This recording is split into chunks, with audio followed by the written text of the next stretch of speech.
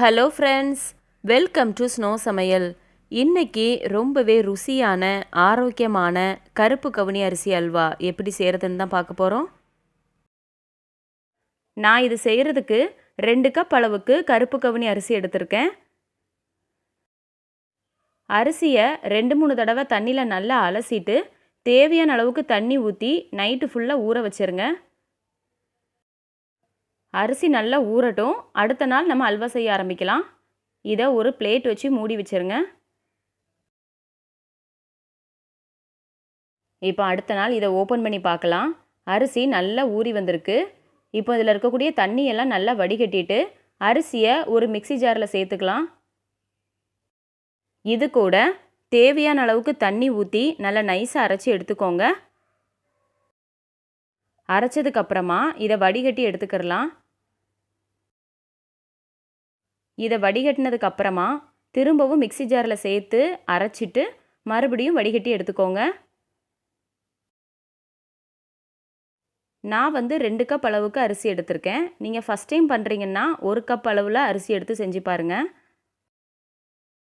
நான் first time பண்ணும்போது 1 cup அளவு அரிசி எடுத்து தான் செஞ்சு பார்த்தேன். ஆனால் செஞ்சதுமே எல்லாமே காலியாயிடுச்சு. டேஸ்ட் அவ்வளோ ரொம்ப நல்லா இருந்தது. அதனால தான் இப்போ நான் 2 கப் அளவுக்கு அரிசி எடுத்து செய்கிறேன். தண்ணி ரொம்ப சேர்த்துற வேண்டாம். நம்ம அரிசியை வடிகட்டும் போது நல்ல கெட்டியான அளவுக்கு வர்ற மாதிரி எடுத்துக்கோங்க. ரொம்ப தண்ணியாக இருக்கிற மாதிரி எடுக்க வேண்டாம். முதல்ல அரைச்சதை நல்லா வடிகட்டினதுக்கு அப்புறமா மறுபடியும் மிக்சி ஜாரில் சேர்த்துட்டு இது கூட 3 ஏலக்காய் சேர்த்துருக்கேன். ஏலக்காய் சேர்க்கும்போது இன்னுமே ரொம்ப நல்லாயிருக்கும். தேவையான அளவுக்கு தண்ணி ஊற்றி இதை நல்லா நைஸாக அரைச்சி எடுத்துக்கலாம். அரைச்சதுக்கப்புறமா இதை நல்லா வடிகட்டி எடுத்துக்கலாம். தேவைப்பட்டால் மிக்சி ஜாரில் கொஞ்சம் தண்ணி சேர்த்து அதையும் அலசிட்டு வடிகட்டி எடுத்துக்கோங்க. இது செய்கிறதுக்கு தண்ணியோட அளவுகள்லாம் முக்கியம் இல்லை. அரிசியை வடிகட்டும் போது நல்லா கெட்டியான அளவுக்கு வர்ற மாதிரி தண்ணி சேர்த்து வடிகட்டி எடுத்துக்கோங்க.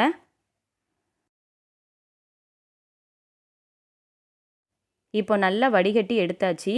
நான் பெரிய அரிப்பில் வடிகட்டி எடுத்ததுனால கீழே இன்னுமே கொஞ்சம் கெட்டியாக தான் இருக்கும். இதை இன்னொரு சின்ன ஓட்டை இருக்கக்கூடிய அரிப்பில் வடிகட்டி எடுத்துக்கோங்க.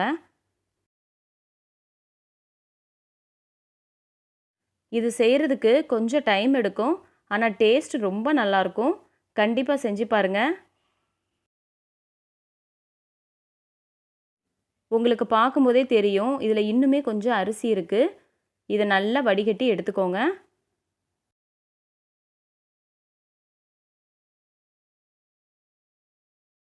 அவ்வளோதான். இதை நல்லா வடிகட்டி எடுத்தாச்சு. நாம் இன்றைக்கி தேங்காய் பால் சேர்த்து தான் அல்வா செய்ய போகிறோம். தேங்காய் பால் சேர்க்கும்போது டேஸ்ட் ரொம்ப நல்லாயிருக்கும். நான் அதுக்கு 1 கப் அளவுக்கு துருவின தேங்காய் எடுத்திருக்கேன். இதில் தேவையான அளவுக்கு தண்ணி சேர்த்து நல்லா நைஸாக அரைச்சி பால் எடுத்து வச்சுக்கோங்க. இப்போ கருப்பட்டியை காய்ச்சி எடுத்துக்கலாம். நான் இனிப்புக்காக சுகர் சேர்க்கலை. இந்த அல்வாவுக்கு கருப்பட்டி சேர்த்து செஞ்சால் தான் ரொம்ப நல்லாயிருக்கும். நான் 3 கப் அளவுக்கு கருப்பட்டி எடுத்திருக்கேன். கருப்பட்டியை நல்லா இடிச்சிட்டு சேர்த்துக்கோங்க. இது கூட மூழ்கிற அளவுக்கு தண்ணி சேர்த்துட்டு கருப்பட்டி கரையிற வரைக்கும் நல்லா கலந்து விட்டுட்டே இருங்க. அவ்வளோதான், கருப்பட்டி நல்லா கரைஞ்சிருச்சு. இது ஒரு பக்கம் இருக்கட்டும். இப்போ நாம் அல்வா செய்ய ஆரம்பிக்கலாம். ஒரு பாத்திரத்தில் 1 ஸ்பூன் அளவுக்கு நெய் சேர்த்துருக்கேன். நெய் உருகுனதும் முந்திரி பருப்பை சின்ன சின்னதாக உடச்சி எடுத்திருக்கேன். இது அதில் சேர்த்துட்டு நல்லா வறுத்து எடுத்துக்கலாம். முந்திரி பருப்பை நெய்யில் சேர்த்ததும் உடனே எடுத்துடக்கூடாது. அதோட கலர் லைட்டாக சேஞ்ச் ஆகி வரணும். அது வரைக்கும் நல்லா வறுத்து எடுத்துக்கோங்க. அப்போ தான் அல்வா சாப்பிடும்போது முந்திரி பருப்பு வாயில் கடிபடும்போது டேஸ்ட்டு ரொம்பவே நல்லாயிருக்கும். முந்திரி பருப்பு நல்லா வறுபட்டதும் அதை நெய்யிலேருந்து வெளியில் எடுத்துடலாம். இப்போ அதே பாத்திரத்தில் நம்ம ஏற்கனவே அரிசியை அரைச்சிட்டு வடிகட்டி எடுத்துருக்கோம். அதை அதில் சேர்த்துட்டு கைவிடாமல் நல்லா கலந்து விட்டுட்டே இருக்கலாம். இது 4.5 கப் வந்திருக்கு.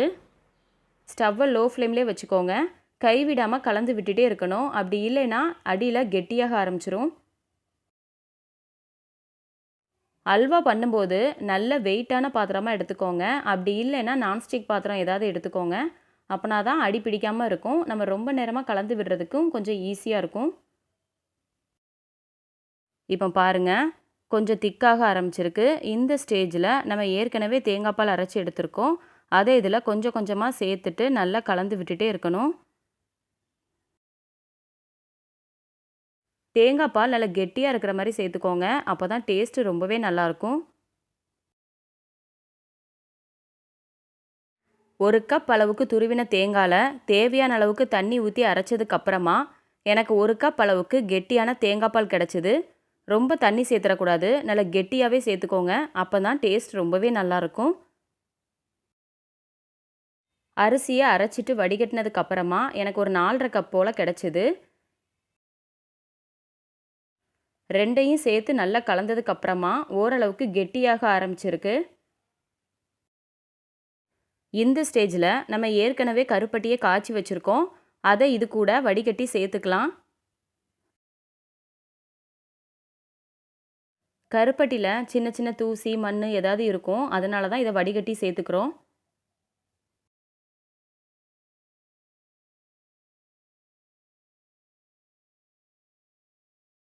சேர்த்ததுக்கப்புறமா இதை நல்லா கலந்து விட்டுட்டே இருங்க. கைவிடாமல் கலந்து விட்டுட்டே இருக்கணும். எல்லாம் ஒன்றா சேர்ந்து வரணும். இதை நம்ம கலந்து விட விட கலர் கொஞ்சம் கொஞ்சமாக சேஞ்ச் ஆகிட்டே வரும். இப்போ பாருங்கள், கலர் கொஞ்சம் கொஞ்சமாக சேஞ்ச் ஆகி நல்ல கருப்பட்டியோட கலர் வந்திருக்கு. ஏலக்காவோட வாசனை, கருப்பட்டியோட வாசனை எல்லாமே ரொம்ப நல்லா இருக்குது. இது நம்ம கலந்து விட விட கொஞ்சம் கொஞ்சமாக கெட்டியாக ஆரம்பிக்கும். இப்போ ஓரளவுக்கு கெட்டியாக ஆரம்பிச்சிருக்கு. இந்த ஸ்டேஜில் நாம் நெய் சேர்த்துக்கலாம். நான் 1 ஸ்பூன் அளவுக்கு நெய் சேர்த்துருக்கேன். இதை நல்லா கலந்து விட்டுட்டே இருங்க. நெய்யை நல்லா அப்சர்வ் பண்ணி எடுத்துக்கும். நெய்யை ஒரே டைம்லேயே சேர்த்துடக்கூடாது, கொஞ்சம் கொஞ்சமாக சேர்க்கணும். இப்போ மறுபடியும் 1 ஸ்பூன் நெய் சேர்த்துட்டு நல்லா கலந்து விட்டுட்டே இருக்கணும். நெய் சேர்த்தாதான் அது ஒன்றா சேர்ந்து கெட்டியாகி அல்வா பதத்துக்கு வரும்.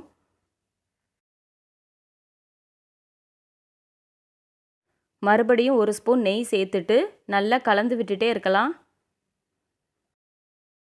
நம்ம நெய் சேர்க்கும்போது அந்த நெய்யை நல்லா அப்சர்வ் பண்ணி நெய் இல்லாத மாதிரியே தெரியும். அதுக்கப்புறம் தான் நம்ம அடுத்த ஸ்பூன் நெய் சேர்த்துக்கணும். இப்போ மறுபடியும் 1 ஸ்பூன் நெய் சேர்த்துட்டு நல்லா கலந்து விட்டுட்டே இருக்கணும். மறுபடியும் 1 ஸ்பூன் நெய் சேர்த்துருக்கேன். நான் வந்து 1/2 கப்பை விட இன்னும் கொஞ்சம் அதிகமாக நெய் சேர்த்துக்கிட்டேன். இப்போ மறுபடியும் 1 ஸ்பூன் நெய் சேர்த்துட்டு கைவிடாமல் நல்லா கலந்து விட்டுட்டே இருக்கணும். ஸ்டவ்வை லோவிலேருந்து மீடியம் ஃப்ளேம்குள்ளே வச்சுக்கோங்க. இப்போ ஓரளவுக்கு கெட்டியாக ஆரம்பிச்சிருக்கு. தேவைப்பட்டால் இன்னும் 1 ஸ்பூன் நெய் சேர்த்துக்கலாம். நெய் சேர்த்துட்டு நல்லா கலந்து விட்டுட்டே இருக்கணும். நான் வந்து 2 கப் அரிசி எடுத்ததுனால நெய் கொஞ்சம் அதிகமாக தேவைப்பட்டிருக்கு. நீங்கள் 1 கப் அளவில் செஞ்சு பார்த்தீங்கன்னா நெய் கொஞ்சம் கம்மியாக தான் தேவைப்படும். இப்போ பார்த்தீங்கன்னா நல்லா கெட்டியாகி வந்திருக்கு. ஓரங்களெல்லாம் ஒட்டாமல் ஒன்றா சேர்ந்து வந்திருக்கு. நம்ம கரண்டியை வச்சு இப்படி சுற்றும் போது ஒன்றா சேர்ந்து சுற்றி வரணும். நம்ம சேர்த்துருக்கிற நெய்யும் நல்லா பிரிஞ்சு வந்திருக்கு. அவ்வளோதான். இதுக்கப்புறமா நம்ம நெய் சேர்க்க வேண்டாம். இதில் பிரிஞ்சு வந்திருக்கிற நெய்யெல்லாம் 1 ஸ்பூன் வச்சு எடுத்துக்கலாம்.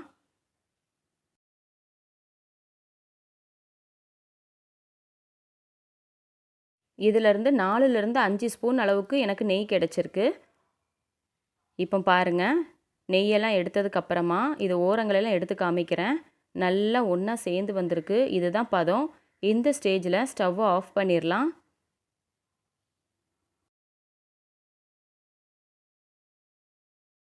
இது கூட நம்ம ஏற்கனவே நெய்யில் வறுத்து வச்சுருக்கிற முந்திரி பருப்பையும் சேர்த்துட்டு நல்லா கலந்து எடுத்துக்கோங்க. அவ்வளோதான், அல்வா சூப்பராக தயாராகிடுச்சு. பார்க்கும்போதே சாப்பிடணும் போல் இருக்குல்ல. டேஸ்ட்டுமே ரொம்ப நல்லாயிருக்கும். கண்டிப்பாக செஞ்சு பாருங்கள். கரண்டியை வச்சு இப்படி கிண்டும்போது ஒன்றா சேர்ந்து வருது. ஓரங்களெல்லாம் ஒட்டாமல் இப்படி ஒன்றா சுற்றி வருது பாருங்கள். இதுதான் அல்வாக்கான கரெக்டான பதம். நான் ஸ்பூனில் எடுத்து காமிக்கிறேன் பாருங்கள். ஸ்பூனில் எடுத்ததும் அப்படியே கட்டாகி விழணும். இதுதான் அல்வாவோட பதம். ரொம்பவே டேஸ்டியான ஆரோக்கியமான கருப்பு கவுனி அரிசி அல்வா சூப்பராக தயாராகிடுச்சு. நீங்களும் செஞ்சு பார்த்துட்டு எப்படி இருக்குன்னு கமெண்ட் பண்ணுங்கள். இந்த வீடியோ உங்களுக்கு பிடிச்சிருந்தா ஸ்னோ சமையலை சப்ஸ்கிரைப் பண்ணுங்கள். அன்பாக சமைப்போம், ஆனந்தமாக சாப்பிடுவோம், ஆரோக்கியமாக வாழ்வோம். தேங்க்யூ.